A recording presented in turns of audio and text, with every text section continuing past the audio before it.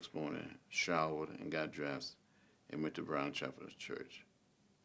That's what SNCC said, in effect, that you cannot march as chairman of SNCC, but if you want to march as an individual. And Bob Mance drove the car from, yeah, that's an untold story. Well, we've got it, right?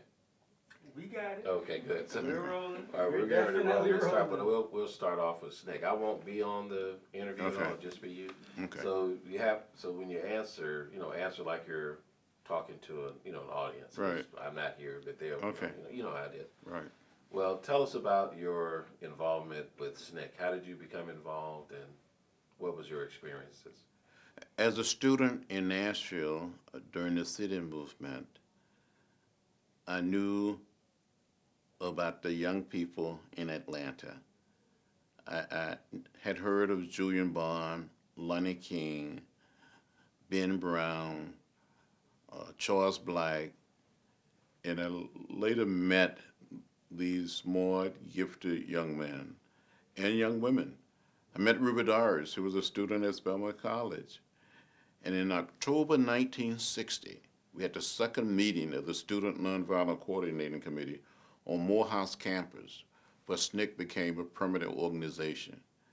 When it was first founded, it was a temporary Student Nonviolent Coordinating Committee, and Marion Barry, who was a graduate student in chemistry at Fisk University, became the permanent chair of the Student Nonviolent Coordinating Committee.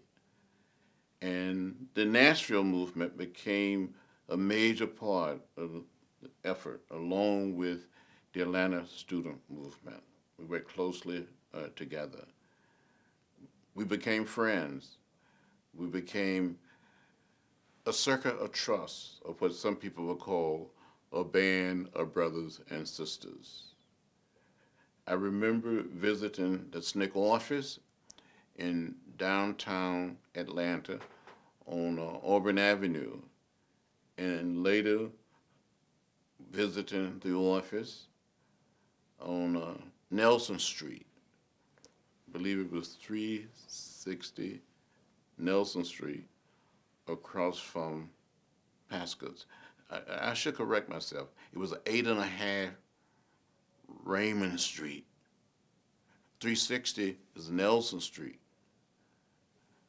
And it was there that we made decisions about the sit-ins, the continuation of the sit-ins, the freedom rides, about voter registration, but some of the great decisions were made on Hunter Street. I guess some people today call it Martin Luther King Jr. Drive, but it was there. But we could walk across the street, and if you had $1.09, you can get some early peas and 2 pieces of chicken and some iced tea from Pasco's. And then you can go down another block or 2, maybe 3 blocks, to Fraser Cafe and eat, and you met wonderful people. And across the street from Pasco's, there was a filling station where a young man would fill our cars with gas, because we rented a lot of cars, and he would set the cars in a way that we wouldn't have that much mileage on the cars that we used to drive to Mississippi, to Alabama, to Southwest Georgia. In 1963, when I was 23 years old, I was elected national chair of the Student Nonviolent Coordinating Committee, and I moved to Atlanta. And it was here, in this city, that I really, really grew up. We would see all type of people coming through. At Pasco's, people listening to music and eating good food. It was the fried chicken, but it was also the pork chops. It was candy yams and the green peas. If it hadn't been for Pasco's and Fraser Cafe, I don't know what would have happened to many of us in the movement. You said you moved here in Atlanta. Were there any SNCC activities focused here in Atlanta? Did you participate in them? Well, What did you participate in? Here in Atlanta, there was local organizations and groups, but many of us participated in what was going on here. In 1963 and in 1964, there was hotels and motels, restaurants downtown that were still segregated, refused to let interracial groups let African American come in. I can never forget, there was a hotel, a motel called the Heart of Atlanta. We had a sit-in there. We were arrested. And there was Krista's downtown on Forsyth and Marietta Street. And one day we had a sit-in there, local students from the Atlanta University Center and SNCC staffers and members of the Klan marched around the restaurant, and they had their hoods on. They looked at us, and we looked at them.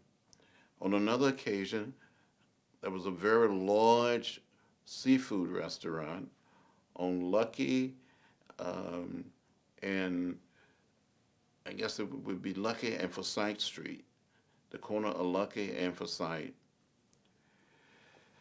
You can see the lobster in the tank, and this man refused to let us in, refused to desegregate the place, and one day we all got in. He locked us in. We were never arrested there, but he just locked us in until a decision was made for him to let us out. And before the Civil Rights Act was passed in 1964, a group of students, SNCC volunteers and staffers, went to a restaurant, to a series of small restaurants and diners on P Street near the Fox Theater. And we sat in. We got arrested. There was a leader from Africa, from Kenya, that was there. His name was Odinga. And some of the SNCC people made up a song, Odinga, Odinga. And he observed what was happening and went back and told the story of what we were doing in Atlanta.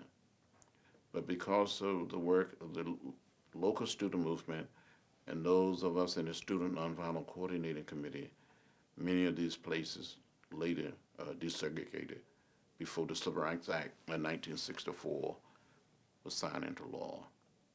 Can you tell me about the rally at Hurt Park, where I think there was 3,000 students, a tremendous number of students there, and I believe Dr. King and some others spoke, but SNCC was involved in planning that rally. Was after the March on Washington.